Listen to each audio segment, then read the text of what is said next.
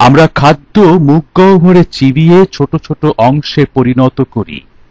এ সময় খাদ্যের সাথে লালা মিশ্রিত হয়ে খাদ্য নরম ও পিচ্ছিল হয়।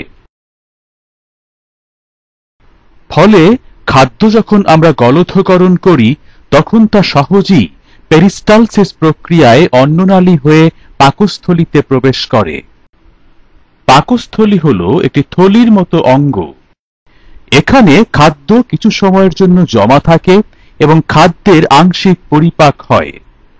পাকস্থলীতে খাদ্য পৌঁছালে এখান থেকে নিঃসৃত গ্যাস্ট্রিক রস খাদ্য পরিপাক করতে সাহায্য করে। এরপর খাদ্য পাকস্থলী থেকে অর্ধ পরিপাকৃত অবস্থায় ক্ষুদ্রান্ত্রে প্রবেশ করে।